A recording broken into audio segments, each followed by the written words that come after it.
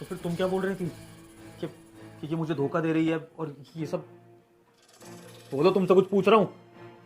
साहब, वो बात ये है कि मैं आपकी बीवी से जलती थी। मैं मैं मैं दुखी होती थी अंदर ही अंदर कि आप अपनी बीवी को कितना खुश रखते हैं, कितना प्यार करते हैं। वो इस घर में रानी की तरह रहती थी और मैं नौकरानी की तरह।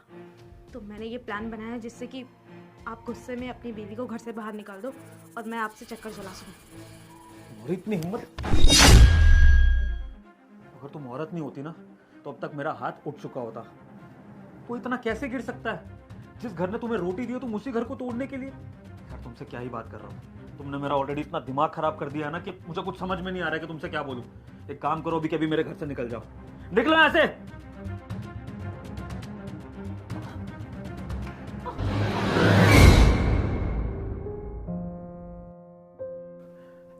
मैं मैं क्या बोलूं तुम दोनों से? मेरा ही दिमाग खराब हो गया था। मेरी भी क्या गलती है? इस काम वाली ने मुझे इतना भर दिया था, इतनी कुछ चीजें बता दी थी, इतना कुछ दिखा दिया था कि मुझे सच में लगा कि तुम दोनों मुझे धोखा दे रहे हो। मैं एक मिनट को सोच ही नहीं पाया कि ये भी तो झूठ बोल सकती है।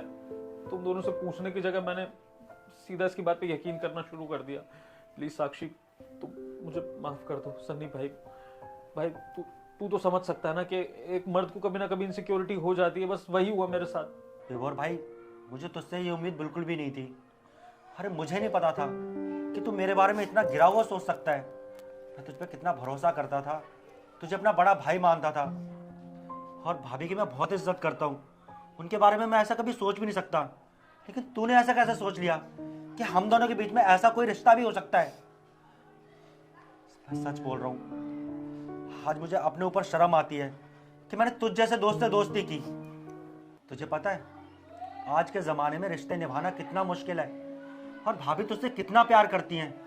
उसके बावजूद भी तूने किसी गैर की बातों में आकर भाभी पे शक किया। अरे अगर तेरे मन में ज़रा सा भी डाउट था तो तू एक बार भाभी से आके क्लियर कर लेता ना। लेकिन नहीं, तूने तो सीधा भाभी पर आरोप लगा दिया कि वो किसी और के साथ।